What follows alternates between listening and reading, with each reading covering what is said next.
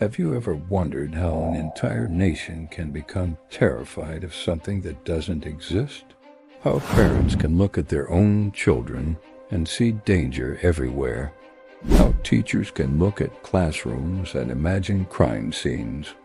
How police officers, therapists, judges, journalists, and pastors can all chase the same invisible enemy at the same time? What if the scariest part isn't cults, rituals, or demons, but the moment when fear becomes stronger than evidence? This is not a ghost story. This is not supernatural horror. This is the true horror of the Satanic Panic of the 1980s, a decade when America convinced itself that satanic cults were hiding in plain sight, abusing children in secret rituals, and controlling society from the shadows, and destroyed thousands of innocent lives trying to prove it. To understand how this happened, you have to understand the mood of America before the panic began. The late 1970s and early 1980s were not calm years. Crime rates were high. The Cold War was still alive. Nuclear war felt possible. Trust in government was collapsing after Watergate. Families were changing rapidly. More women were entering the workforce. More children were being placed in daycare. Traditional family structures were shifting. And whenever society changes faster than people can emotionally process, fear looks for a target. At first, nothing looks like hysteria. It looks like concern. Parents start asking questions. Who is watching our kids? What happens when we're not there? Who can we trust? Daycare centers, once symbols of progress and independence, suddenly feel unfamiliar. And unfamiliar things are easy to fear. Then the rumors begin. Quietly, a parent hears a disturbing story from another parent.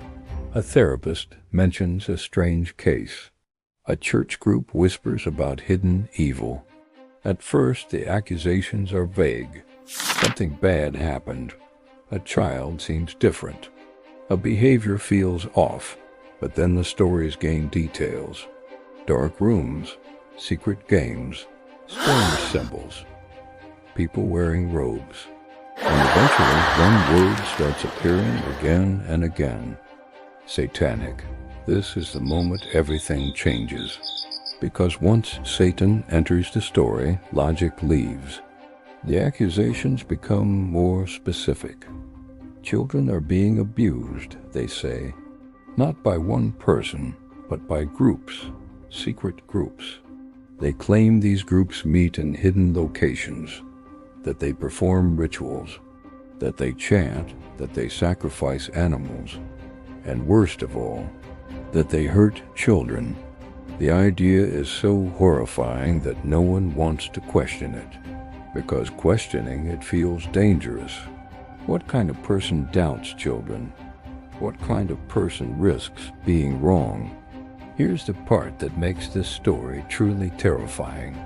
Most of the children involved never came forward with these stories on their own. They were asked. This is where the real horror begins. Therapists, social workers, and investigators, many of them genuinely believing they were helping, begin interviewing children. But they don't ask neutral questions. They ask leading questions. Did someone ever touch you? Were there other people there? Did they make you keep secrets? Were they wearing special clothes? Did they say Satan's name? Children want approval. They want the adults to stop asking. They want to give the right answer, so they respond. And when they respond the way adults expect, they're praised. This is how suggestion becomes memory. Not because children are lying, but because memory is fragile. Especially in young minds, the interviews don't stop. They continue for months, sometimes years, and each session pushes the story further. Now there are tunnels. Now there are underground rooms. Now there are hundreds of victims. Now there are secret cemeteries. The stories grow more elaborate, more unbelievable. But disbelief is no longer acceptable, because now doubt sounds like denial. Therapists claim that children are suffering from repressed memories. They say the trauma was so severe that the mind hid it, and that forgetting is proof the abuse happened. So if a child says, "I don't remember," the response isn't relief. It's suspicion. Children are told they must remember. They are told the truth is buried inside them. They are encouraged, sometimes pressured to imagine, and imagination slowly becomes belief. Soon, law enforcement gets involved. Police departments across the country receive training on satanic ritual abuse. They are given manuals listing warning signs, black clothing, heavy metal music, fantasy games, certain drawings, interest in the occult. Normal behavior becomes suspicious. This is when the panic becomes official. Fear is no longer emotional. It becomes institutional. Daycare workers are arrested. Teachers are arrested. Babysitters. Ordinary people with no criminal history. Some are charged with dozens of crimes based solely on testimony extracted from children through suggestive questioning. There is no physical evidence, no injuries, no medical proof, no ritual sites, no witnesses outside therapy rooms. But the stories are horrifying, and that's enough. Trials drag on for years. Prosecutors argue that satanic cults are so secretive they leave no evidence. That's why there's nothing to find. And unbelievably, courts accept this argument. Think about that. The absence of evidence becomes evidence. Defendants are told that denying the accusations proves guilt. Maintaining innocence makes them look worse. Families turn against each other. Communities fracture. Some defendants spend decades in prison. Some lose everything even after acquittal. Careers destroyed, reputations ruined, lives erased. Children involved are placed into long-term therapy. They are told again and again that terrible things happened to them. They grow up believing they were victims of unimaginable horror, even when nothing ever happened. This is one of the cruelest outcomes of the panic. Children were not only used as witnesses, they were damaged by the process itself. Meanwhile, the media fuels the fire. Television talk shows host so-called experts. Books warn parents about hidden cults. News anchors speak in serious tones about a nationwide threat. Every story confirms the belief. Every belief justifies the fear. Anyone who questions it is attacked. Psychologists who warn about false memory are accused of protecting abusers.